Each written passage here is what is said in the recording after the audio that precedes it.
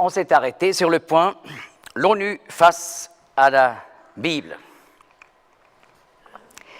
Maintenant, j'aimerais encore dire quelques mots concernant Jéricho. Je l'ai déjà mentionné, c'était la première ville israélienne après la sortie d'Égypte. Voilà, Jéricho, la ville des palmiers, comme le Deutéronome appelle ce lieu de toute beauté, tout près de la mer Morte. Et vous voyez ici sur la photo, en bas, le tel de Jéricho. C'est donc la colline de la ville ancienne de Jéricho, de la ville vétérotestamentaire. Eh bien, vous connaissez donc l'histoire de Josué et du mur qui a tombé vers l'extérieur lorsque Israël a fait la conquête de Jéricho. Eh bien, on a trouvé ce mur. Le voyez ici. C'est un mur qui est tombé. Donc, selon la chronologie biblique, la conquête sous Josué était vers 1566 jusqu'à 1560 avant Jésus-Christ. Et voilà le mur que vous voyez ici, c'est le mur de la bronze moyenne 2B. Et est daté, les Palestiniens viennent de mettre une plaquette au-dessus de ce mur qui dit environ 1550 avant Jésus-Christ. Donc, ça colle avec l'archéologie biblique. Mais, vous savez peut-être que des hommes comme Israel Finkelstein, il a donc écrit un livre et il est toujours cité dans les masses médias comme un témoin contre la crédibilité de la Bible. Il dit, voyez, Israël en Égypte, la conquête sous Josué, ce sont que des mythes. On n'a rien trouvé en archéologie. Alors, vous voyez, j'ai dit juste le contraire il y a quelques secondes. Mais comment c'est possible? Eh bien, vous devez parler avec Israel Finkelstein et le demander. Alors, vous pensez la conquête sous Josué était à quelle époque? Il va vous dire, c'était vers 1230 avant Jésus-Christ. Vous pouvez dire, oui, mais j'ai entendu, selon la chronologie biblique, c'était beaucoup plus tôt. Oui, mais c'est la datation qu'on a toujours mentionnée dans la littérature, 1230 environ. Et vous voyez, en 1230, M. Finkelstein vous dit, Jéricho n'était pas une ville. Il n'y avait pas de mur autour de Jéricho. Donc, vous voyez, la Bible est fausse. Il n'y avait même pas un mur qui aurait pu tomber en bas. Alors là, vous dites, oui, c'est juste, vers 1230, il n'y avait pas de mur. Mais la Bible ne dit pas que le mur est tombé à cette époque, mais le dit clairement. Si on calcule les chiffres bibliques, c'était vers 1550 avant Jésus-Christ. Et là, le mur était immense. Et vous voyez, c'était un mur inférieur de grandes pierres. Et dessus, un deuxième mur en briques d'argile qui a complètement écroulé. Et vous voyez ici, à côté du mur des pierres, ça, c'est un reste de ces briques d'argile. Et on peut calculer, ça a été un mur de peut-être 6 mètres en dessus, le mur inférieur, avec une épaisseur d'environ 2 mètres. Donc, énorme. Et le mur a écroulé vers l'extérieur. Vous voyez, si un jour vous devez faire la conquête d'une ville, faites attention que le mur ne tombe pas vers l'extérieur, c'est dangereux pour vos soldats. Donc, en principe, ça devrait écrouler vers l'intérieur, mais là, c'était vers l'extérieur. Et la Bible nous le dit, en Josué 6, que les murs de Jéricho tombaient, et ensuite Israël qui a entouré, n'est-ce pas, la ville, ils ont pu entrer et monter donc sur... c'est devenu juste une rampe, donc une construction pour entrer à la ville et pour la brûler. Et on a trouvé les restes de cet incendie à l'époque. Ensuite, Jéricho, selon la Bible, n'était plus une ville. Parce que la Bible nous dit, des centaines d'années plus tard, à l'époque du roi Akab, Hiel a rebâti Jéricho. Et à ce moment-là, il a perdu 2 fils. Selon la prophétie de Josué, celui qui va rebâtir Jéricho va perdre 2 fils. Et voilà, entre deux, Jéricho n'était vraiment pas une ville. Donc, si on avait trouvé dans les couches de 1230 avant Jésus-Christ des murs à Jéricho, la Bible ne serait pas correcte. Voyez? Mais il faut qu'on ne trouve pas dans ces couches. Alors, vous voyez, M. Finkelstein, il fait son travail d'archéologie d'une bonne façon, mais j'ai un problème avec sa connaissance biblique. Vous voyez? Là est le problème. Pas dans l'archéologie. On a attribué à la Bible une fausse chronologie pour après dire, voyez, la Bible est fausse. Ça va pas, ça va pas. Donc le problème, c'est je dois lui donner une mauvaise note en connaissance biblique. Et ici, vous voyez les 2 montagnes, Ébal, montagne de malédiction, et Garizim, montagne de la bénédiction. 6 tribus étaient à l'époque de Josué par des représentants placés sur Ébal et 6 tribus sur Garizim. Et là, sur Garizim, les représentants ont déclaré les bénédictions qui vont venir sur Israël si Israël suit la parole de Dieu. Et les autres, sur Ébal, les malédictions qui vont tomber sur Israël s'ils ne vont pas suivre les pas de l'Éternel. Et vous voyez, Ébal est plus haut, 940 mètres. Garizim, 881 mètres. Donc la montagne de la malédiction est plus haute. Et Israël a vécu et a passé à travers ces malédictions depuis l'an 70 après le rejet du Messie, jusqu'au XXe siècle. Et voilà l'explication des malédictions dans le Deutéronome est beaucoup plus longue que l'explication des bénédictions. Ça correspond avec la hauteur de l'Ébal. Mais, vous voyez, Deutéronome 27, 26, « Maudit qui n'accomplit pas les paroles de cette loi en les pratiquant. » Et le peuple dira « Amen ».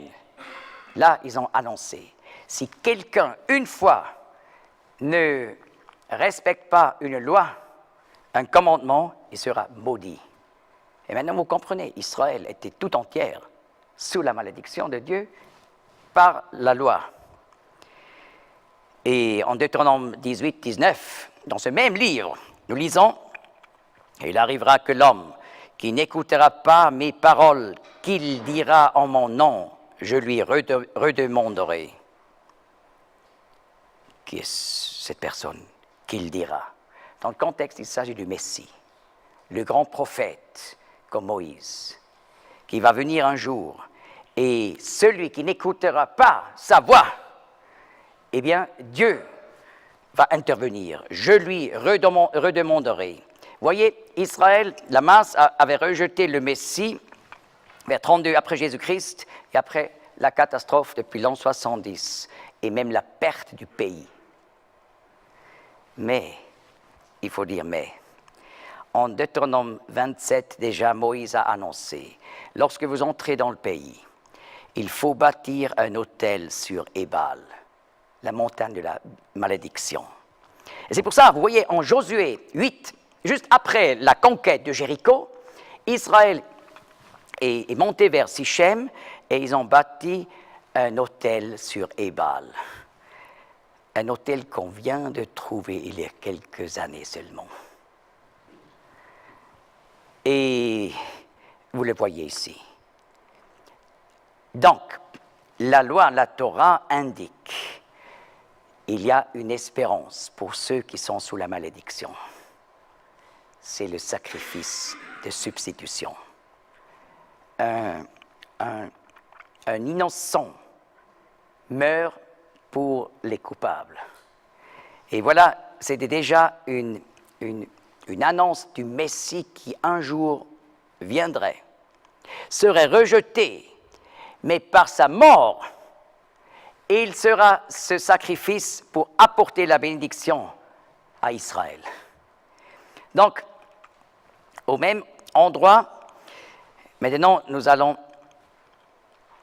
à nouveau à Sichem, à l'emplacement de l'autel d'Abraham. En Josué 24, 26, nous lisons, tout à la fin de sa vie, Josué a encore rassemblé tout le peuple d'Israël. Et là nous lisons, et Josué écrivit ces paroles dans le livre de la loi de Dieu. Et il prit une grande pierre et l'adressa sous le chêne, ou térébinthe, qui était auprès du sanctuaire de l'Éternel. Ça, c'est le sanctuaire d'Abraham, vers le térébinthe, Genèse 12, n'est-ce pas? Et Josué dit à tout le peuple, voici, cette pierre sera témoin contre nous, car elle a entendu toutes les paroles de l'Éternel qu'il nous a dites. Et elle sera témoin contre vous, de peur que vous ne reniez votre Dieu. Et vous voyez ici, dans cette enceinte d'Abraham, on a trouvé cette pierre de Josué dressée. Et cette pierre était là, dressée comme un mémorial pour Israël, pour dire, si vous ne suivez pas la loi, et si vous rejetez le Messie, la malédiction va venir sur vous. Mais au même endroit, Abraham, auparavant, avait bâti un autel qui parle d'un sacrifice innocent qui meurt à la place de nous. Comme le Messie devait venir pour mourir pour nos péchés à la croix, afin que Dieu puisse nous pardonner. Maintenant, encore, on va vite à Silo, en français, c'est une colonie juive depuis 1978. Après la guerre des 6 jours, le gouvernement d'Israël a encouragé des Israéliens à construire des colonies en Cisjordanie. Et voilà, ils ont construit Shiloh, qui est juste à côté du tel Shiloh, donc la colline de ruines à l'emplacement de Shiloh de l'Ancien Testament. Et là, on a trouvé l'emplacement du tabernacle, avec des murs taillés du rocher qui étaient là présents. Et j'ai mesuré d'un mur à l'autre, c'est environ 30 mètres, et on peut exactement y placer le tabernacle, qui est un peu moins dans la largeur que 30 mètres.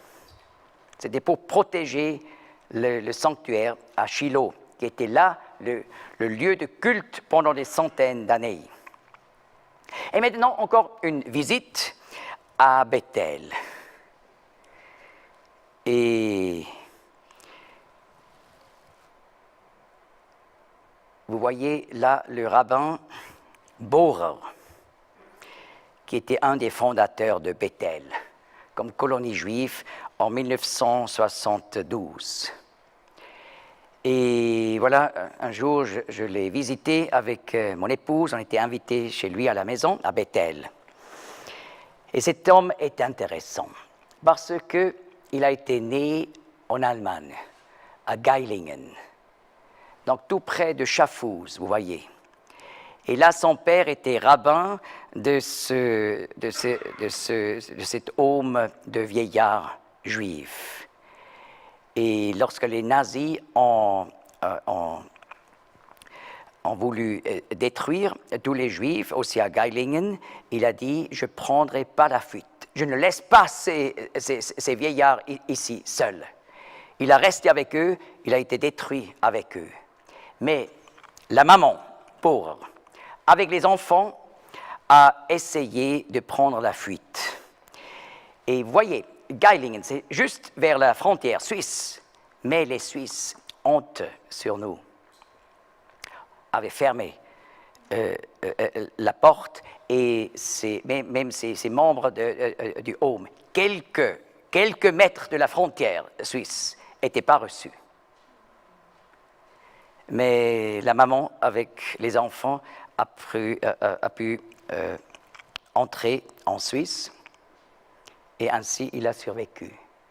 Plus tard, il est allé en Israël, il est devenu un des fondateurs de Bethel, le lieu de la promesse à Abraham et à Jacob. Et là, nous sommes vers une place qui pourrait être la place du rêve de Jacob, à Bethel, et nous voyons là vers les montagnes. C'est intéressant parce qu'en Genèse 13, 14, Abraham était à la région de Bethel. Et nous lisons, « Et l'Éternel dit à Abraham, après que Lot se fut séparé de lui, « Lève tes yeux et regarde du lieu où tu es vers le nord, et vers le midi, et vers l'orient, et vers l'occident, car tout le pays que tu vois, je te le donnerai, et à ta semence pour toujours. » Eh bien, voir tout le pays d'Israël depuis Bethel, c'est impossible. Mais il faut monter. Vous voyez, nous sommes là, vers la place, à Bethel, et nous allons maintenant sur cette montagne-là. Ça, c'est la montagne appelée Baal Hatzor.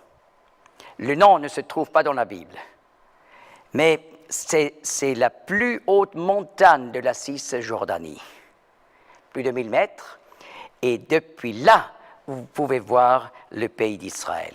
On peut voir depuis ici, jusque vers le Hermon, tout au nord, montagne d'une hauteur de presque 3000 mètres. Vous pouvez voir jusqu'à Tel Aviv, et vous pouvez même voir la montagne de Nebo en Jordanie,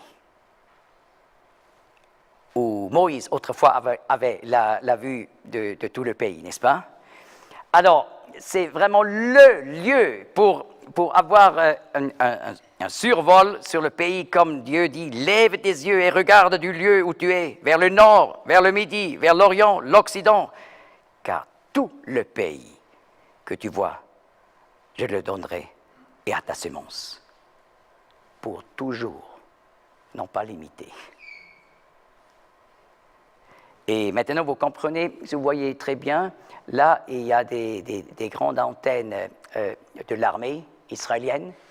Baal Hatzor est excessivement important pour l'armée parce que depuis là, on a un survol en vue des contingents de troupes qui bougent des autres nations, là, autour d'Israël. Et voilà, encore une fois, cette promesse du pays donné à Abraham en Cisjordanie.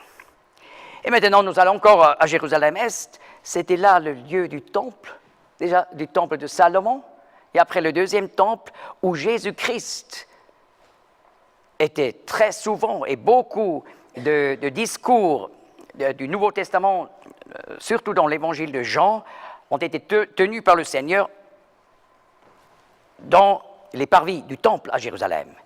Là où aujourd'hui il y a ces mosquées musulmanes, vous voyez. Et sur la pente sud du mont du Temple. Voilà, c'était là la cité de David, avec le Millo, qui est mentionné 7 fois dans la Bible. C'était un enrochement énorme que David avait préparé pour placer au-dessus son palais, qui a été retrouvé il y a quelques années seulement. Voilà, ces grandes pierres-là sont des restes du palais de David, à Jérusalem d'Est. Et maintenant, vous comprenez pourquoi la Cisjordanie est si importante pour Israël. Mais là, j'aimerais encore poser, pour finir, la question, pourquoi la Cisjordanie est aussi importante pour le monde entier. J'ai déjà indiqué, Bethléem devait être le lieu de naissance du Messie, du Sauveur promis, mais non pas seulement pour Israël, mais pour toutes les nations du monde, dit la Bible. Michée 5, verset 2, au 8e siècle avant Jésus-Christ, Dieu dit, « Et toi, Bethléem, Ephrata, bien que tu sois petite entre les milliers de Juda, de toi sortira pour moi celui qui doit dominer en Israël, et duquel les origines ont été d'ancienneté dès les jours de l'éternité. » Et voyez, les anciens rabbins, vous pouvez lire ça dans chaque Bible rabbinique, on appelle ça Mikraot, Kedolot, dans le commentaire araméenne, de la traduction araméenne, juste à côté du texte hébreu, vous avez là l'explication, « Et toi, Bethléem, de toi sortira pour moi le Messie. » Ils ajoutent le Messie. On a bien compris, de Bethléem viendra le Messie. Et Jésus-Christ est né à Bethléem, il y a 2000 ans. Et voilà, aujourd'hui, un mur énorme sépare Bethléem. Parce que Bethléem a été donné par Israël entièrement sous domination palestinienne. Donc c'est un village, ou une ville maintenant, une ville Judenrein, sans juifs. Aujourd'hui, le Messie ne pourrait pas venir de Bethléem. Tous ceux qui attendent la venue, une première venue du Messie, inutile, c'est donné aux Palestiniens. Mais le Messie est longtemps avant, il y a 2000 ans, est venu de Bethléem. Et il a été né à Bethléem. Il est entré dans ce monde pour mourir. Le but, c'était pour mourir comme un sacrifice innocent à notre place, à la place des coupables. Jean 3, 16, « Car Dieu a tant aimé le monde, non pas seulement Israël, le monde. Car Dieu a tant aimé le monde qu'il a donné son Fils unique afin que quiconque croit en lui ne périsse pas, mais qu'il ait la vie éternelle. » Et voilà Jésus-Christ sur le rocher de Golgotha à Jérusalem, d'Est, en Cisjordanie, est mort pour nos péchés. Le juste pour les injustes, pour nous amener à Dieu. Et quiconque confesse ses péchés personnels, dans la prière personnelle à Dieu, et accepte ce sacrifice de Jésus-Christ, Dieu le pardonne et lui donne la vie éternelle. Vous voyez l'importance de la Cisjordanie. C'est le lieu où vient le salut pour le monde. La naissance et la mort du Messie. Encore plus, Zacharie 14, 3 parle du retour du Messie, de Jésus-Christ. Et ça sera sur le mont des Oliviers. Et l'Éternel sortira et combattra contre ces nations. Verset 4, « Et ses pieds se tiendront en ce jour-là sur la montagne des Oliviers, qui est en face de Jérusalem vers l'Orient. » Voilà le mont des Oliviers, jusqu'en face du mont du Temple, le mont Sion. Entre deux, il y a la vallée du Cédron. Là, Jésus-Christ va revenir comme le juge du monde. Donc la Cisjordanie, c'est le lieu du sauveur du monde et c'est le lieu du juge du monde. Il va venir juger le monde entier. Et ceux qui ont pris refuge en le Sauveur peuvent savoir si un jour je me tiendrai devant le juge du monde. Je saurai, le juge est mon Sauveur. Donc, pas de raison pour désespérer, mais tous ceux qui ne connaissent pas le Sauveur qui est né à Bethléem et qui est mort sur le rocher du Calvaire, ils vont un jour le rencontrer comme le juge du monde qui va venir et se révéler en Cisjordanie sur le mont des Oliviers. N'est-ce pas? La parole de Dieu nous montre, nous sommes séparés de Dieu. Il y a donc une vallée qu'on ne peut pas traverser entre Dieu et l'homme. Et bien sûr, on peut essayer de vivre bien, on peut donner de l'argent aux pauvres, c'est bien, assurément, mais ça n'aide pas à franchir cette vallée. Et c'est pour ça que Jésus-Christ est venu pour créer le pont par son œuvre à la croix. Donc, cet autel de Josué avait annoncé. En fait, si nous essayons sur la base de vivre selon des commandements, venir vers Dieu, impossible. On va finir sous la malédiction. Mais la bonne nouvelle de la Torah est cet autel de Josué. Un jour, le Messie va venir, et il va mourir pour nous donner la bénédiction, malgré que nous n'avons pas mérité la bénédiction. Et alors, on peut dire, Israël n'a pas mérité la Cisjordanie et le pays. Mais pourquoi ce peuple a pu rentrer? Ils ont tout perdu à cause de la loi, de la Torah, qui les a mis sous la malédiction. Mais ils reviennent, c'est sur la base de la grâce de Dieu, sur la base de la mort du Messie. Dieu a commencé à faire rentrer les Juifs du monde entier au pays des ancêtres, pour montrer sur la base de mérite, on perd tout devant Dieu. Mais sur la base de la grâce, on peut obtenir le pardon et la joie, la vie éternelle.